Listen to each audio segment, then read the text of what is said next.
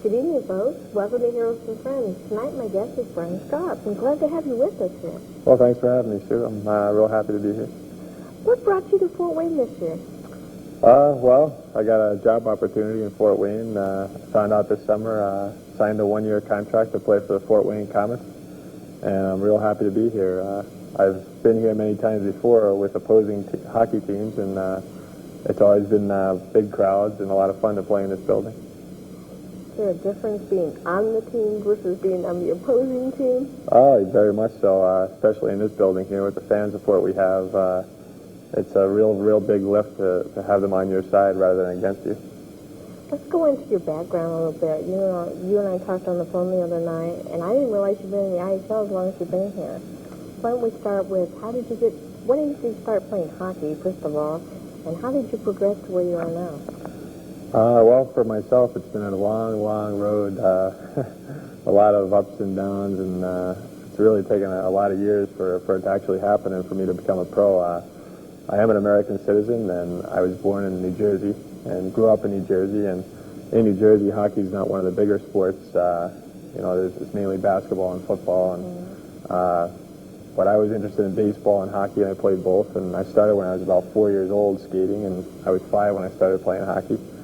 And as I got older, I just kind of leaned a little bit towards hockey. I thought I was doing a little better with it. And at the age of 17, I actually went up to the University of Alberta during the summer in Canada, Western Canada, and went to hockey school. And basically, I took all my belongings and just left home and, my bags over my shoulder. And I just wanted to play hockey, and I wanted to see how the hockey was going to be up there. And from there, I wanted to play in junior hockey for a couple of years, and I got a chance to go to the University of Maine and get an education and also play some really high-quality hockey. And they've always been noted for a good hockey team. Yeah, University of Maine's had a great program for a lot of years. And I was never drafted. A lot of the guys who play pro were drafted. I was never drafted. I never really actually had a real good season until I was about 19 or 20 years old. And that's when I went to Maine, and I had 2 solid years at Maine. And that's another story. I only played 2 years there. I actually only had 2 years eligibility. And so I played my 2 years and signed as a free agent with the Minnesota North Stars after my senior year. And that was 91 I graduated. Actually, I'm a few classes shy of getting a degree, but I'm getting there.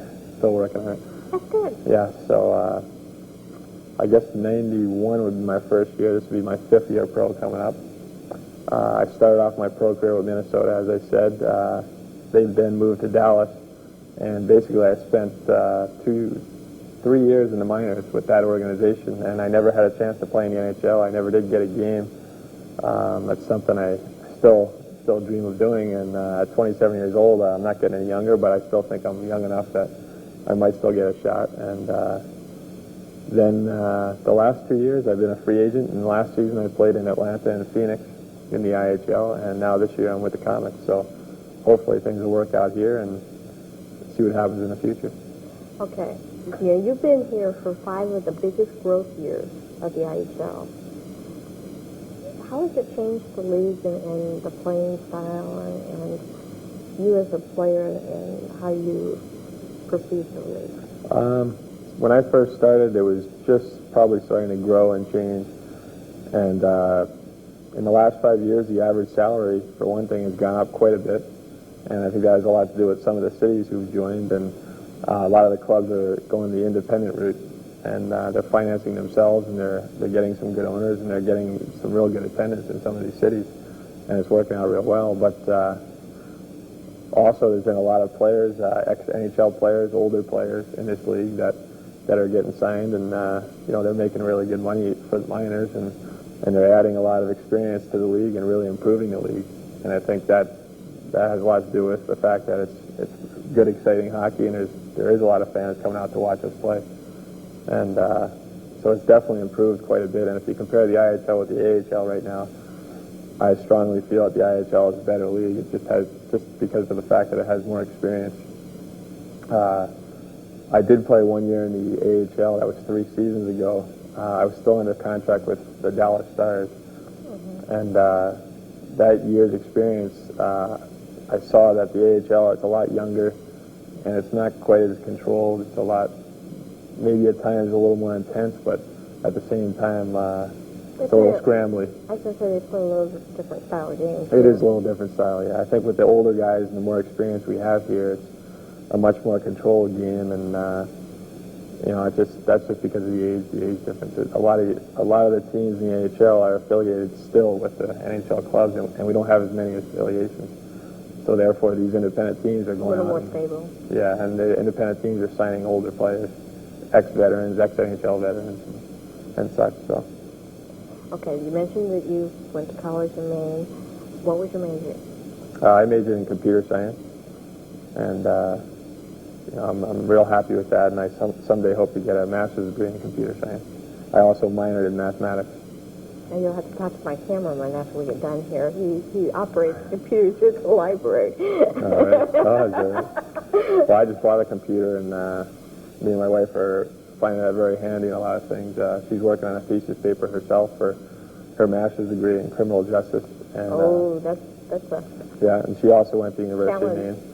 And she's writing her thesis on a computer, and we're using it for finances and, games we got on the internet, and we're having a lot of fun with that. Okay, now what do the two of you go surfing in the internet for? What are the things you like to enjoy out there? You name it. I mean, it's got it. But we found it really neat that you can reserve airline flights, and pretty soon you'll be able to reserve like rental cars and hotels and that. But I find it neat because I keep in touch with a lot of my buddies from around the country and actually around the world. I was waiting for somebody to say that. I mean, that gives you a like I have kind of a toll-free link to it's pretty neat. It's neat to keep up, what's going on back in my old hometown, and also back up at school. I have professors and such who I like to keep in contact with because I'm still short of my degree, so it's really neat to be able to talk to them. The internet? I don't know if they're quite doing anything like that yet, but I'm sure that's something in the future, But it's just nice to keep up and make sure that I know where I stand as far as getting my degree and make sure it gets done. But there's a lot of different things on there, and we're having a lot of fun with it so far. That's great. I have heard that you got in the computer that you really enjoyed it, so that's. And when I do start taking some more classes during the summer, and when I do start pursuing a master's degree, the computer will be nice to have at home, and I can work on it wherever I feel like it at my convenience. Like I say, with the lifestyle that you live, your time is not real scheduled a lot of times. Right, exactly. Because you've got practice and you've got commitments, road trips, a lot of travel, and home games, and exactly. It's busy. What's the most enjoyable part of your career? Most enjoyable part, I think, is for one thing, getting the summer off. You play a hard season and you get a good 4 months off. That's a school thing, huh? But so during the summer, I basically have the summers off, and sometimes I do little jobs like helping out with hockey schools, and that's a lot of fun, working with kids and that. But just having a lot of time off to spend with your family and just to relax is a real big plus for this career. Do you and your wife come from big families? Both of us actually come from a family of 3, so not real big. About average size. About average size, I guess, yeah. But it's nice to have the summers off. Those are positive. Some of the negative things, like now Christmas coming up, we only have 2 days off this season, and it's kind of rough, As you're growing up, you really love to be home for Christmas. And you're going to make it home? We're not going to make it home this year. We're going to have Christmas with fellow Comet teammates and wives. Well, that'll be nice. That'll be nice. But it's nice to go back home and see the family and that. So that's one downside to it. But what's been your most memorable experience as a player? Well, as a pro hockey player, I think my most memorable experience was 2 seasons ago, and I spent the whole entire year in Moncton, New Brunswick. And actually, our coach there was Robbie Laird, who is actually, I believe he's from Fort Wayne. I know he played and coached here for a while. And but we had a really good season, and the memorable part is we started off really slow. We had a terrible losing record. I think after like 25 or 30 games, we were like 10-19 or something like that. And we're really struggling. And then, you know, we added a few players as the season went on, but for the most part, it was mainly the same guys, and somehow we were able to turn it around. And by the end of the season, we got all the way up to tied for second place, I think. Wow. And made it into the playoffs, and we caught fire during the playoffs, and we made it all the way to the finals.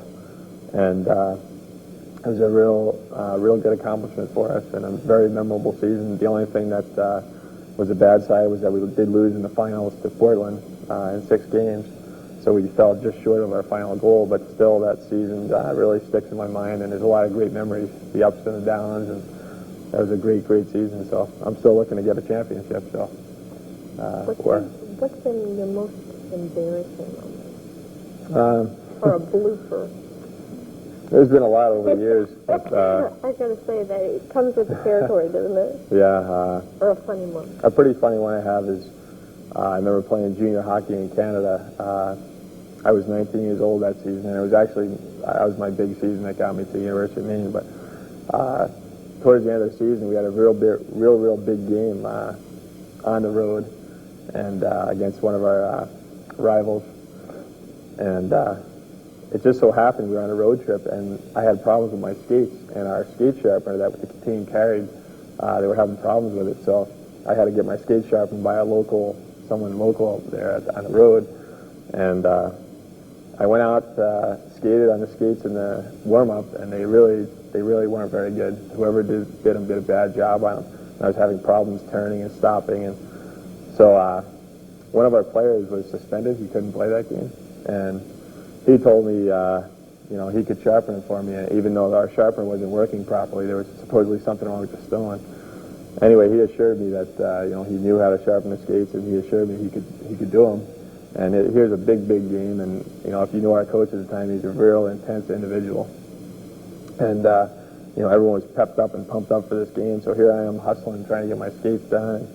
So my teammate got them done, and I laced them up real quick, and we were getting ready to hop on the ice. And for the national anthem, they had the introductions for our starting lineup. They introduced a couple players, and then it was my turn. He introduced me, and I'm all pumped up and revved up and everything, and our coach is right there on the bench, and at a packed house at this rink, and I hop out on the ice, and I glide about 10 feet, and all of a sudden I go to just stride or take one stride and turn, and I just fell flat on my face. If you know anything about ice skates, I had no edge whatsoever. It was as if I left my skate cards on. So basically I was flopping around on the ice, and our coach is yelling at me. He's yelling at me, going bananas, and here's one of the biggest games of the year, and I'm flopping around on the ice, and I think there was about 5,000 people packed in this arena, and they're all laughing and yelling at me, and basically I literally crawled off the ice. I crawled off the ice and basically went after that player of mine and had a few words. You never let him sharpen your face again. Yeah, so that was a kind of an embarrassing and a funny moment. But and actually, I wound up wearing that same player's skates for that game, and his skates were a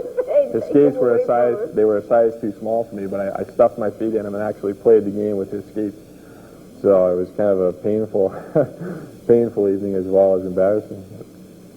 What advice do you have for kids out there who are just starting to play and thinking about getting more involved in the game? Well, hockey is a great game, and I just think if a kid's interested and he likes to play the game, just as long as you go out and you work hard, that's an important thing. The bottom line is just to work hard and to have fun too. I mean, you want to work hard and have fun at the same time. And so the bottom line is, as long as they're having fun, they're probably gonna work hard. And if you work hard, you're probably gonna have fun. The coaches listen to your coaches, and the coaches are happy. And if you work hard, your teammates are happy, and everyone gets along. So I just think my biggest advice is, just try to have fun and just work hard, and good things will happen. Okay, when you were growing up, and you were playing hockey, who was your favorite hero or your favorite person that you like to watch?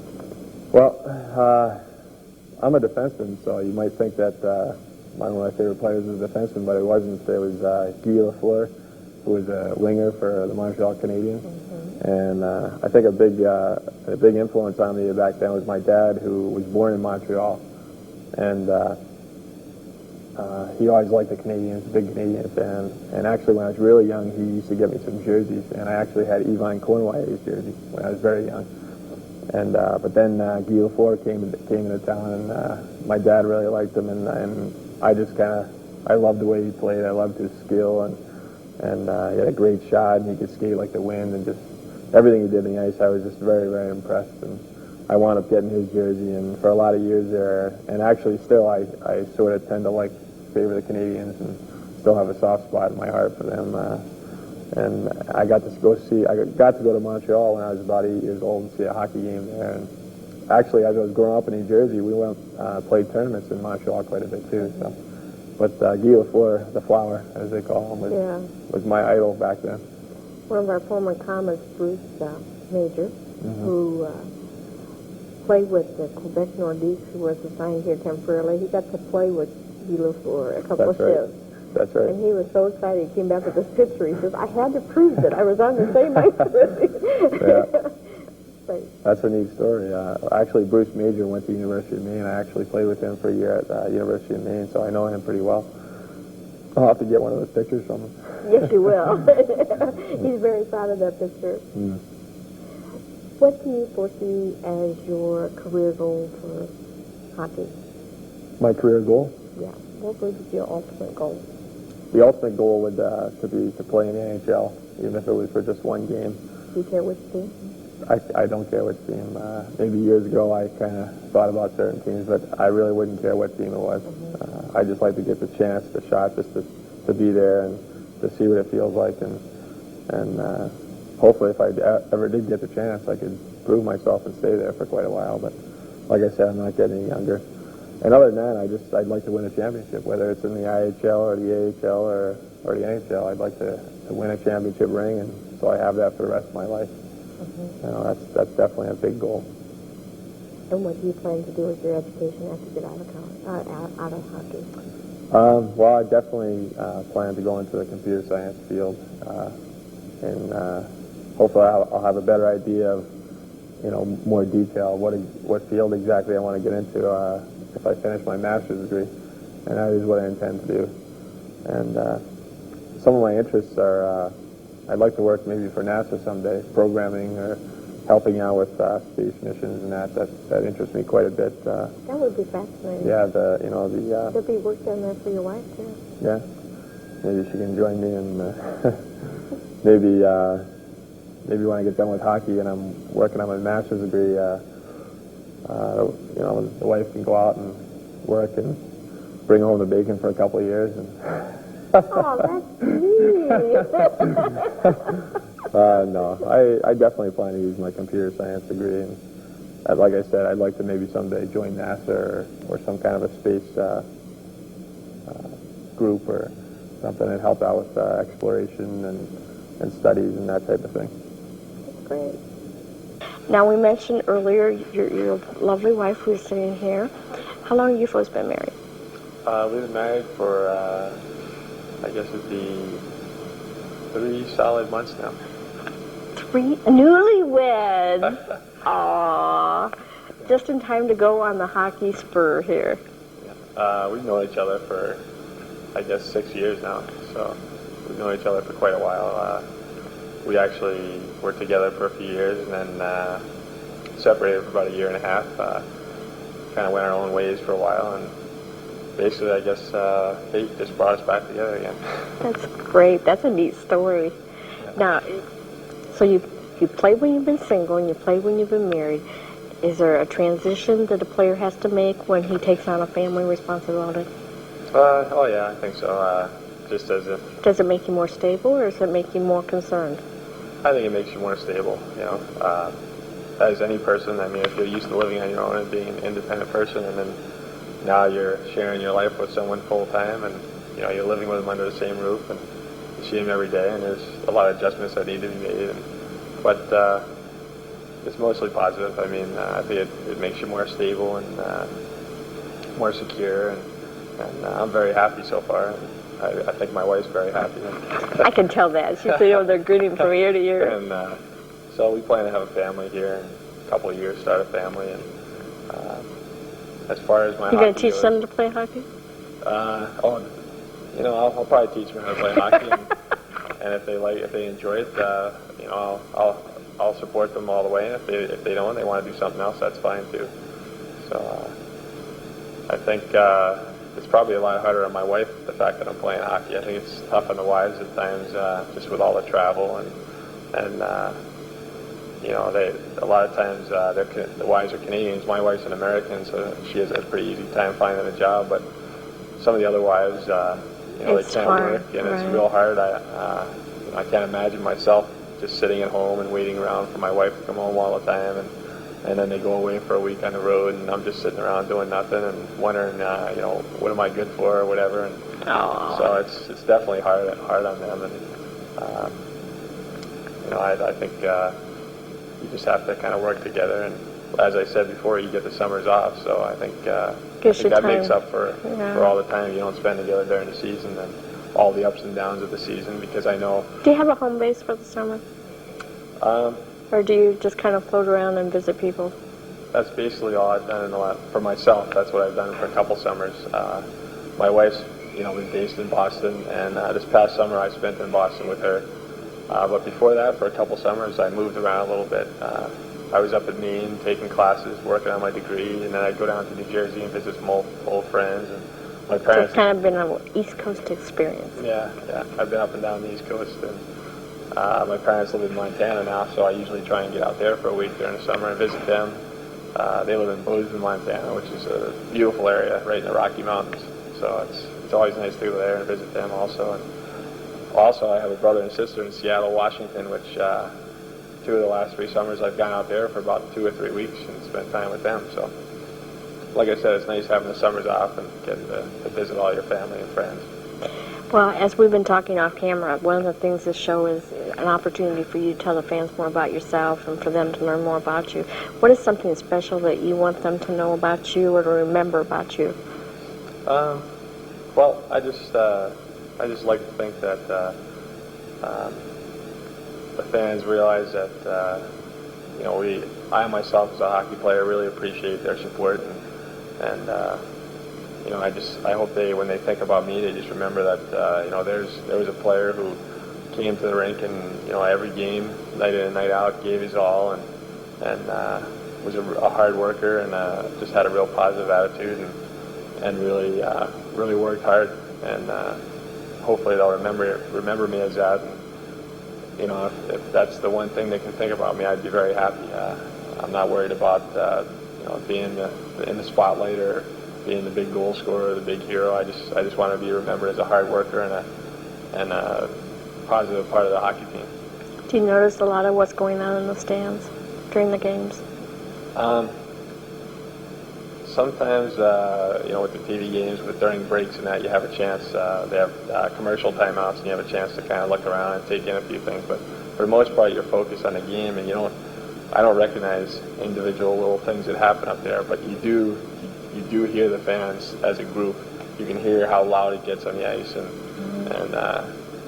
boy, it really just gets you pumped. I can see it spurs on. Oh, it really gives you that adrenaline. There's been a few games this year where all of a sudden we're all over the other team. We're getting chances left and right. Then we scored, and we come down, and 3 shifts later we score again, and it's like electricity. I mean, your heart just gets pumping, and it just fuels you with energy, and it's just a great feeling. That's one of the single greatest feelings playing the game. Having that feeling on the ice and getting pumped up and just really feeling good about yourself and just having a lot of fun. I mean, it just makes it so much more fun. But so we definitely, you definitely hear the fans. Sometimes on the road, you'll hear a few boos or a few certain comments made towards you. But doesn't that spur you on again? It does. It's like, let me show you who I am. The way I look at it is, if fans are yelling at you on the road, it usually means you're doing something. Yeah. So they're noticing you for some reason or other. But So yeah, that's a big reason why it's so much fun to be playing at Fort Wayne with the good fan support. It appears from what I'm seeing as a spectator that you have a good group of guys that work well together and that you get along well. And yeah, that's important too. That is important. You know, some teams it just doesn't seem to have separate little groups and they kind of stay by themselves. And you know, I guess it's just part of human nature, no matter where you go. But this year, it really seems like we have a bunch of guys who are willing to give a part of themselves to each other and open up to each other. Sometimes you don't get that. Certain guys will only open up to certain guys, and therefore you have different little groups or cliques they call them. But this year, it really seems like everyone's really gets along well, and we have a lot of hard-working players, a lot of character on the team. And who's your prankster? We have a few pranksters, but you're not going to give me any names. I'll give you a name. One prankster that comes to mind is Jeff Rolacek, and I believe you had him on here earlier. Yeah, he was so quiet. He's bragging about his football pool and this and that, and you can't believe a word he says half the time. So. We'll remember that about Jeff. But he's a really nice guy in that, but he's a prankster. He likes to pull little jokes in the locker room, little things to kind of bug you, nothing serious, but you might grab a brighten towel. your spirits. Yeah, brighten your spirits, make you laugh. You might walk out of the shower and latch onto a towel and go to dry yourself off, and the next thing you know, you're covered in shaving cream. So, back to the shower you go. It's kind of like a little kid like that, but it's all in fun, and it seems to lighten things up around the locker room. It's good to have a guy like that. That's good. Well, we appreciate having you here tonight and having you on the Fort Wayne Komets this year, and hope that you and your wife have a really good year. All right. Well, thanks for having me, Sue. Really appreciate it. Thank you. I hope you enjoyed this visit with Brian Straub as much as I did. He was a lot of fun to talk to. Don't be afraid to go up and introduce yourself after a game some night. Now, for our first trivia question, who is Brian's favorite hockey hero? Very famous individual.